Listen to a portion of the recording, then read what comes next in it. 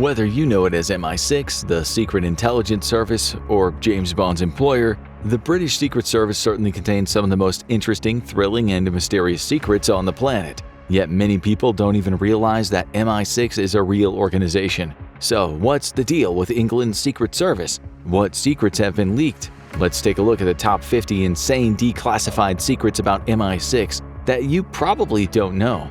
Fact number 50. MI6 was first founded over a century ago in 1909 and has since evolved into a global espionage network. But what you might not have realized until now is that the Secret Intelligence Service did not officially exist until 1994. Not only that, but the British Secret Service has existed in various forms since the first Secret Service was established in 1569 by Sir Francis Walsingham, later Secretary of State to Queen Elizabeth I. Walsingham feared a Catholic uprising and so recruited informers, cryptographers, and seal breakers to form a protective spy ring around the Queen of England. His efforts led to the execution of Queen Mary of Scots and England's strategic advantage in 1588 when the Spanish Armada attacked England. Fact number 49. Did you know what the purpose of MI6 is? MI6 is responsible for gaining information about enemies abroad, gathering information to promote British interests, and developing key contacts. Today, the MI6 headquarters are located at the center of London on the River Thames and are now codenamed VX. The more you know. Fact number 48. Few people know why MI6 was founded in the first place, but now you can be one of them. British fears that Germany was targeting Great Britain in 1909 led the country to found the top secret espionage service. Fact number 47. You might be aware that the very first chief of the Secret Intelligence Service was named Mansfield Cumming. But did you know that the first chief spy master used to startle potential recruits mid-interview by stabbing himself in the leg? Thankfully, it was wooden. But if the recruit winced, Cumming allegedly said, "Well, I'm afraid you won't do." Would you pass Sir Mansfield Cumming's test? Fact number 46. You probably won't be shocked to learn that MI6 did much of its recruiting efforts from Great Britain's upper classes for years, but you might not have expected that this trust was largely misplaced, as the KGB, the Russian version of the State Security Committee, was able to convince some of MI6 elite agents to act as spies for the Russians. In 1978, a Bulgarian dissident was assassinated by a poison pellet dropped from an umbrella. Though the KGB was suspected of the assassination, the killer was never caught. However, MI6 was able to obtain their own KGB informant, Oleg Gordievsky, who divulged Russian intelligence to John Scarlett, an MI6 agent, while working at the Russian embassy in London. It's crazy to think how great a role espionage has played in our world today. Fact number 45. Staying on the topic of the infamous KGB, did you know that during World War II and the early Cold War, 5 KGB spies, who were also former Cambridge University students, nicknamed the Cambridge Five, infiltrated MI5 and MI6, passing classified information to the Soviet Union? The Cambridge Five's existence was confirmed when, in 1951, Donald MacLean and Guy Burgess fled to the Soviet Union, followed by Harold Kim Philby 12 years later. Eventually, Anthony Blunt and John Carencross confessed to their espionage, causing major international paranoia about Soviet spies, but none were ever prosecuted. Fact number 44. What does MI6 actually focus on? Well, that's a great question. The mission objectives of the organization relate to counterterrorism, nuclear proliferation, disrupting hostile activity, and cyber-related activity. Fact number 43. During World War II, the Secret Intelligence Service's role dramatically expanded.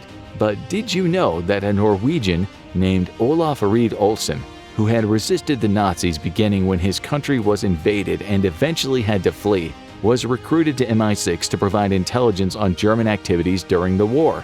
Not only that, but Olsen was actually parachuted back into Norway on a mission with supplies provided by MI6. He earned medals, including the Distinguished Service Cross, for his bravery. Fact number 42. You might not believe it based on the misogynistic overtones of James Bond and the like, but women have played a huge role in the Secret Intelligence Service over the years, though they also went through considerable sexism.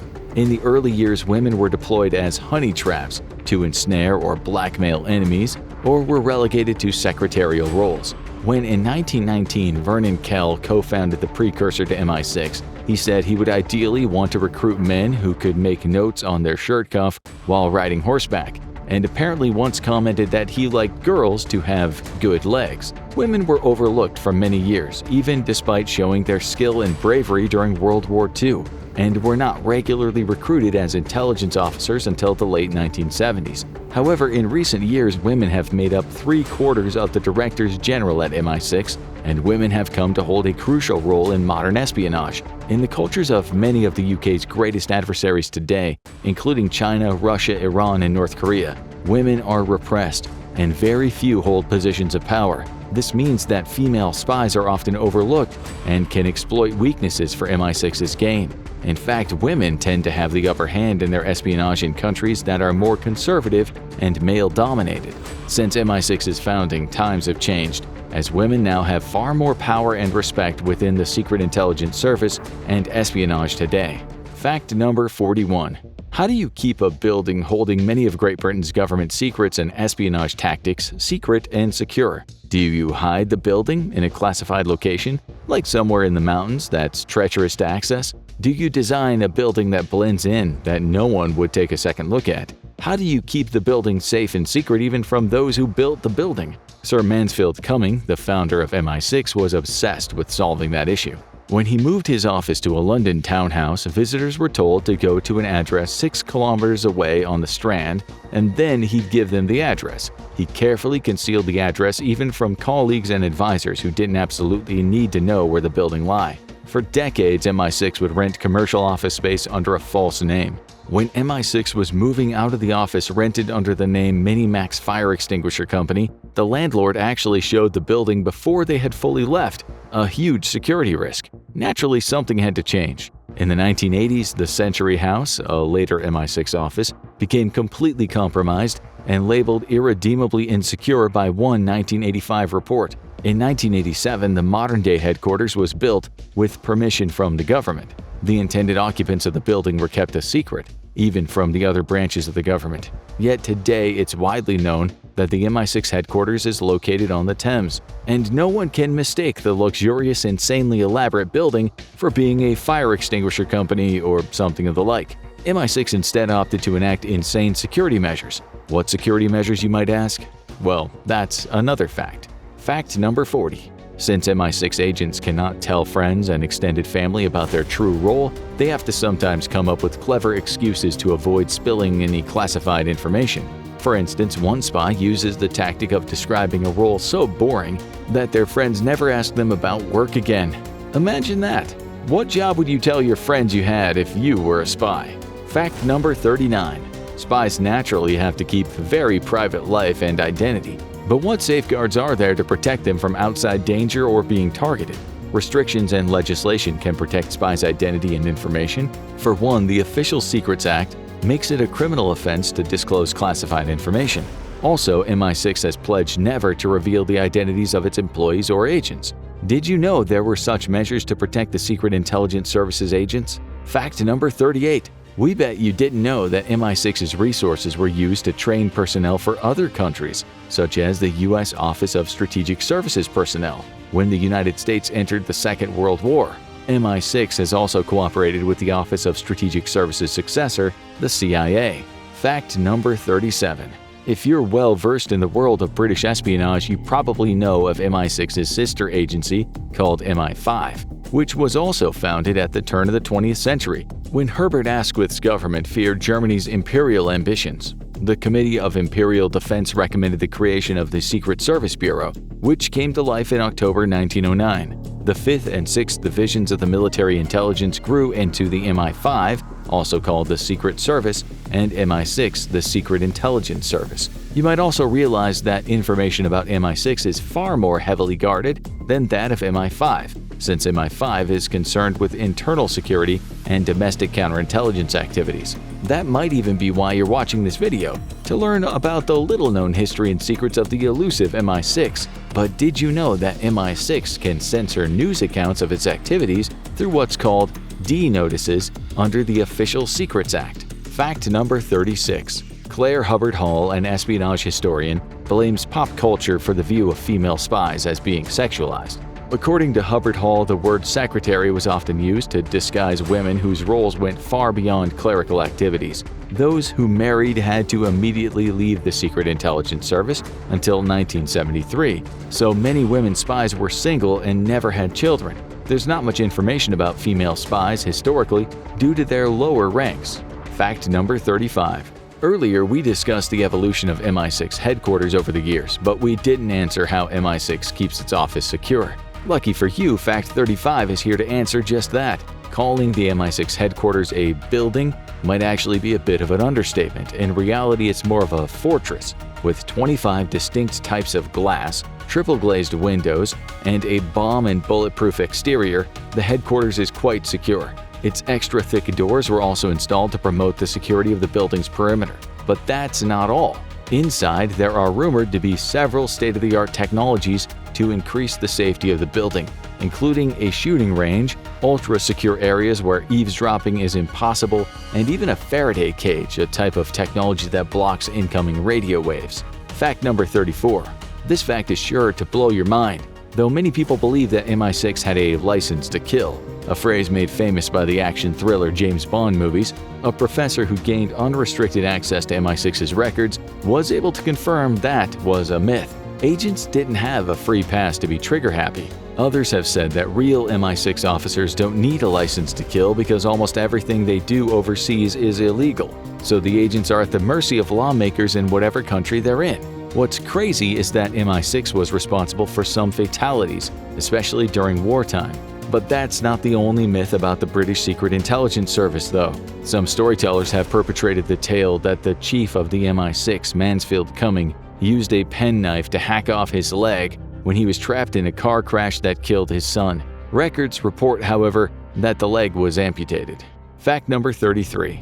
You won't believe what caused the public to become aware of MI6. For a long time, MI6 was a secret, but when a former officer, Peter Wright, wrote a memoir called Spycatcher, the candid autobiography of a senior intelligence officer, in 1987, everything changed. The British government blocked Spycatcher's publication twice, but the memoir sold over 2 million copies. Allegedly, the book claimed that former MI5 Director General Sir Roger Hollis was a Soviet mole and that the MI6, with the help of MI5, planned to overthrow Prime Minister Harold Wilson. Margaret Thatcher's government first publicly acknowledged the Secret Intelligence Service in the 1989 Secret Services Act. Fact number 32. This fact is hard to believe, and its name is even harder to believe. Operation Cupcake was an MI6 initiative to replace a 67-page instruction manual on how to make a bomb in the kitchen of your mom in Inspire magazine, Al-Qaeda's first English-language magazine with cupcake recipes. MI6 replaced the bomb-making instructions with specific recipes from Ellen DeGeneres' show Best Cupcakes in America. MI6 has also removed articles by Osama bin Laden, the head of Al-Qaeda, and a piece on what to expect in jihad. Fact number 31. This one is sure to be surprising. The retirement age for senior MI6 staff is kept secret, though one committee that knows the age has expressed concerns that the policy doesn't seem to fully meet its business requirements. Fact number 30. This one's also hard to believe. Fact 30 is that a spoof recording made by the anarchist punk band known as Crass, which was made in the artist's bedroom, led MI6 to inform the English Prime Minister, Margaret Thatcher, that they might have uncovered a new Soviet propaganda campaign. You might be wondering what exactly happened there. Well, Crass is known for its various anti-establishment protests during the 70s and 80s. The band released songs like Nagasaki Nightmare and Penis Envy, but none of its releases were ever as provocative as in 1982, when they spliced recordings of Prime Minister Thatcher and then US President Ronald Reagan to make them sound like they were arguing over the Falklands War and considering launching nuclear weapons at Germany. The band posted the tapes to Dutch newspapers who dismissed it as being fake. However, the US State Department didn't dismiss Crass's spoof, proclaiming it as an example of Soviet propaganda. Official UK government documents that were declassified in 2014 show that Prime Minister Thatcher was kept updated by the Foreign Office and that MI6, the CIA, and the US State Department communicated about the tape for as long as 2 years. One Foreign Office official even told Thatcher in 1983 that the recording could be an Argentinian or Soviet intelligence operation meant to discredit the Prime Minister. Thatcher herself was concerned by the recording. She even sought advice from foreign and domestic secretaries about whether she should discuss the crass tape in an interview on BBC's Panorama. So, essentially, a prank by a punk band fooled the Prime Minister and MI6 alike. We bet you didn't see that one coming. Fact number 29.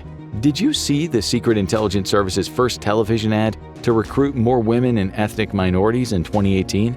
The ad starts with footage of a shark weaving through the water before panning out to show a woman and her young son looking at the shark from the other side of aquarium glass. The last line of the ad is, "Secretly, we're just like you." The ad was meant to remove some of the otherness of spies, but one woman's account suggests that it isn't necessarily true.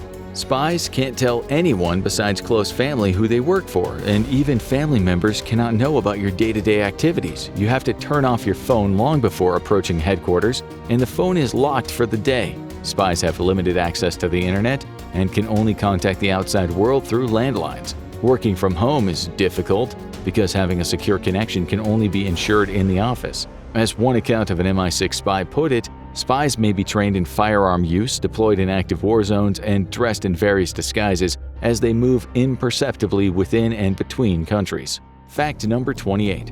You now know of Sir Mansfield Cumming. You remember the guy who would stab himself in the wooden leg to scare new recruits. But did you know that Sir Cumming really loved disguise, racing his Rolls-Royce through London and writing correspondences in green ink? He and one of his first master spies, Sidney Riley, would disguise themselves with items from London theater shops. Cumming is also known for his gadgets, practical jokes, and gold-rimmed monocle. He also liked to take kids on rides in his personal tank. And get this, the man joined the Royal Navy at just 12 years old. Can you imagine? He even rose to the rank of flag lieutenant. Cumming had a strict, particular view of how an agent of MI6 should act. He once said, he should be a gentleman, a capable one, absolutely honest with considerable tact, and at the same time force of character. Experience shows that any amount of brilliance or low cunning will not make up for a lack of scrupulous personal honesty. In the long run, it is only the honest man who can defeat the ruffian. What a fascinating man. Fact number 27. You might have thought we were done with Sir Cumming, but that wasn't the last you'll hear of him. Historically, invisible ink was used since the time of the Romans and the Greeks and was perfected in Europe by the 16th century. The challenge was to find an ink where ingredients could easily be obtained by a field agent and that would be practical enough to not arouse suspicion if found on the agent's person. Different recipes emerged, like one with 8 parts white vinegar and 1 part alum powder, which would be used to write a message on the shell of an egg. When the egg was hard-boiled, the writing would appear on the egg white upon removing the shell. During World War I, lemon juice was used as a straightforward and effective invisible ink by the Allies, which was exposed only to iodine. However, the approach didn't last long because the messages could only be written on paper, and the recipient needed access to iodine in order to see the message. Enemies also learned quickly to watch for lemon-scented letters. Vinegar was also paired with red cabbage solution, but like lemons, the smell of vinegar gave away the secret message. To keep a step ahead of England's enemies, Sir Cummings realized that semen made a good invisible ink. Yeah, you heard that right. Even though it was obscure and bizarre, MI6 was searching for ways to pass secret messages without the Germans using iodine to reveal them. As they learned how to detect Allied secret messages, MI6 considered using semen for invisible ink but abandoned the idea, allegedly due to the foul odor, and possibly because female spies might be disadvantaged in sourcing a supply. The agents even used the motto, "Every man his own stylo." But who would have thought that Sir Mansfield Cumming and the MI6 would contemplate such a bizarre idea? We guess desperate times call for desperate measures. Fact number 26. MI6's innovation didn't stop at invisible ink. The Secret Intelligence Service has been known for a number of inventions, including a knockout tablet designed to work on people with different metabolisms in a reasonably predictable manner, an electronic device for opening combination safes, and a gun suppressor that did not become less silent with use like most gun suppressors. Other MI6 projects included cameras hidden in matchboxes, a pen that fired mini tear gas pellets at pursuers, and drugged cigarettes meant to hypnotize or drug someone being interrogated. The Secret Intelligence Service also developed plastic lenses meant to simulate cataracts to avoid conscription for forced labor. Another invention was an exploding safe that could destroy secret documents very quickly. They worked on hiding messages in shaving kits and thermos flasks as well. Maybe that worked out better than the invisible ink. Fact number 25. MI6 had trouble warding off tracking dogs that were following agents. They tried to find ways to distract the dogs, including aniseed, which was thought to be totally irresistible to dogs. Not only that, but they tried bear or cheetah fat, but that too had no luck. Dogs would hurriedly scarf down the meat and continue tracking. How would you avoid dogs if you were an infiltrating agent being tracked? Fact number 24.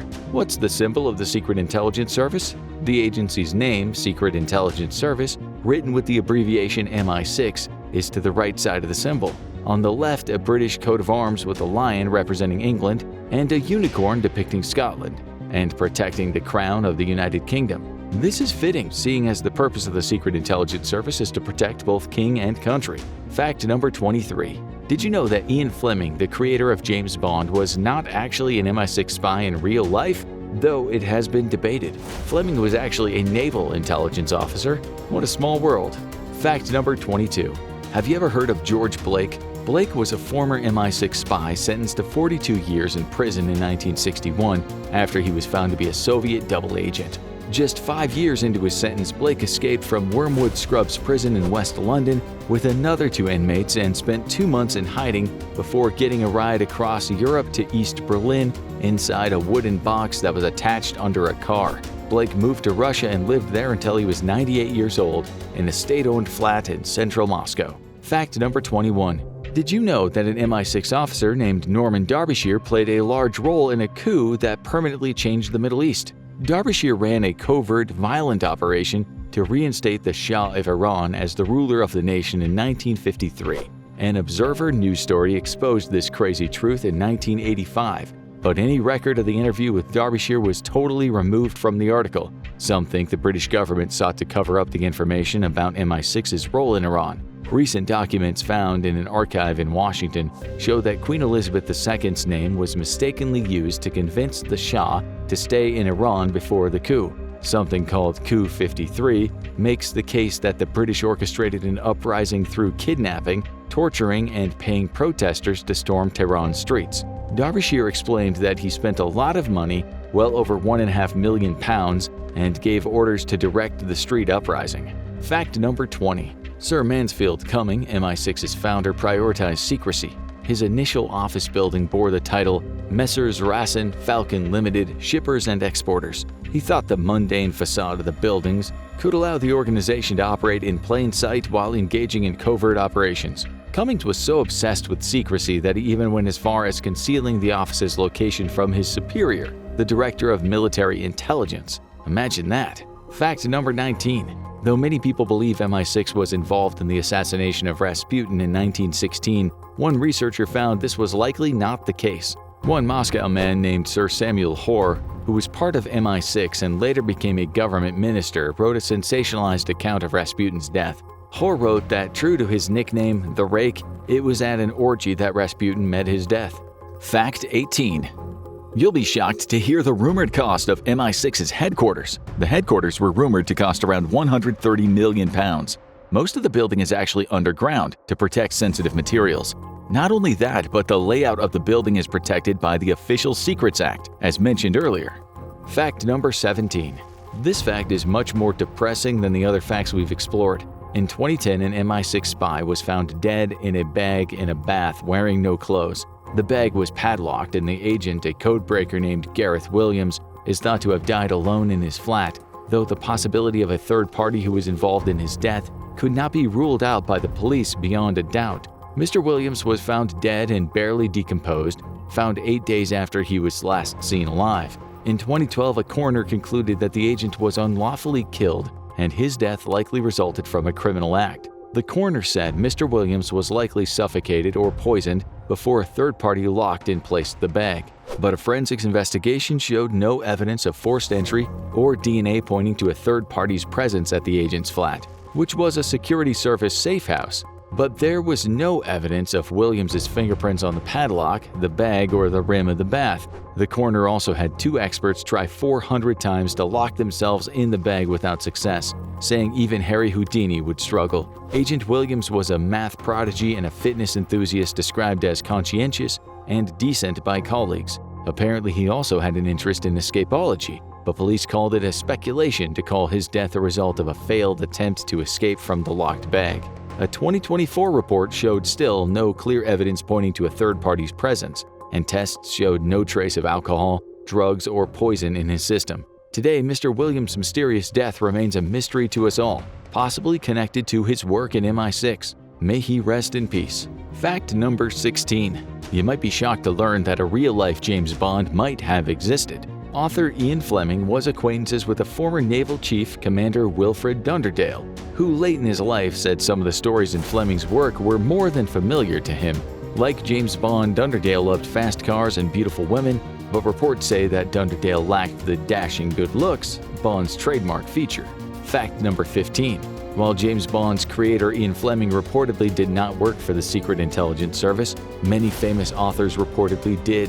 Graham Greene, Arthur Ransom, Somerset Maugham, Compton Mackenzie, and Malcolm Muggeridge were all MI6 members, though apparently some were reluctant to be spies. The authors were asked to work with MI6 due to their knowledge of exotic locations. Fact number 14. We know the Secret Intelligence Service is good at keeping secrets, as it's difficult to learn much about the service, what it does, and who is involved in the agency, and for good reason. Spies need to be able to lie low without detection. However, perhaps secrecy isn't always the strong suit of MI6. In fact, the wife of MI6 chief Sir John Sawyers made a big mistake when she posted a bunch of the couple's personal information, including their home address and the location of all three of their children, on Facebook in 2009. The data was later removed, but man, that information being leaked could have been pretty serious. Fact number 13. You might be surprised to learn of this crazy case in which an MI6 agent got caught. Agent Dudley Clark got arrested in Madrid in 1941 while dressed as a woman. Clark told authorities that the clothes belonged to a friend and that he was trying them on as a joke. But because the clothes fit him, Clark was caught in the lie. He was released by the Spanish police just 4 days later and was able to resume his successful career as a spy. Fact number 12. With so many crazy inventions and such a luxurious agency headquarters, it's natural to assume the Secret Intelligence Service has always been a wealthy, well-off organization, but that is far from the truth. The agency was actually so poor in its early days, it had to make do on a tiny budget and had trouble finding and affording office space. Fact number 11. Did you know that MI6 did not want the James Bond film The World Is Not Enough to be filmed in front of its headquarters? MI6 banned filming because you're technically not allowed to film in front of the Secret Intelligence Service headquarters. Luckily, things worked out, or we wouldn't have the epic river scene that takes place in front of the building today. Fact number 10. Have you ever heard of Howard Marks, a drug smuggler who graduated from Oxford and was arrested in 1988? By that time, Marks was part of an elite group of traffickers moving drugs tons at a time. His largest single shipment was 30 tons of cannabis from Thailand to Canada, which was worth $100 million. Marks also shipped massive amounts of Colombian gold marijuana through Florida, Moroccan black hash through Spain, and red Lebanese through England. Marks became something of a folk hero after his first arrest, having claimed never to use violence. Howard Marks used his cover as an MI6 informer to get out of jail. He got connected with the Secret Intelligence Service through an Irish Republican Army gunrunner and affiliates of the Palestinian Liberation Organization. He ended up informing MI6 as a part-time gig when he wasn't smuggling massive amounts of drugs. Fact number 9. You probably know by now that MI6 is prominently featured in the world-famous James Bond movies. But did you know that the Secret Intelligence Service's building is featured in 4 James Bond films? Not only that, but the building's architecture draws on inspiration from industrial modernism and Aztec temples alike, earning it nicknames like Legoland and Babylon on Thames. The structure was a location in the 1995 Bond film GoldenEye, was a bomb target in The World Is Not Enough in 1999, and in the famous 2012 film Skyfall, and was also subjected to a controlled demolition in the 2015 movie Spectre. Fact number 8. This one is pretty surprising. Earlier, we mentioned the MI6 headquarters was supposed to be secret, and that the government first recognized the agency in the late 20th century. But were you aware that the unveiling of the building, constructed by one of Britain's most famed architects overlooking the River Thames, was actually the first time the government ever officially acknowledged the existence of the Secret Intelligence Service? Fact number 7. Did you know MI6's motto?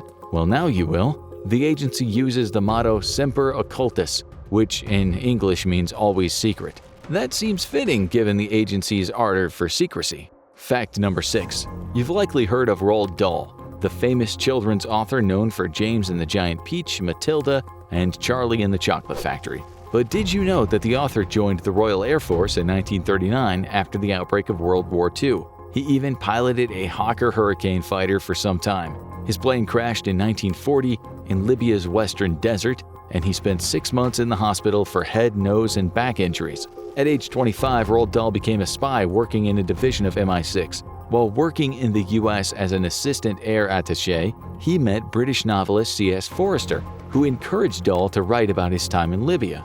Fact number 5. You might already know that the MI6 standard for military intelligence, Section 6, is similar to that of the CIA in the United States. But did you know where the idea of having the head of MI6 in James Bond films always be referred to as M came from? It originated in reality as the first MI6 head of service, Sir Mansfield Cumming. Always signed everything as C in green ink. Ever since, all subsequent heads of MI6 have been referred to as C, regardless of their name, and they all sign documents with green ink.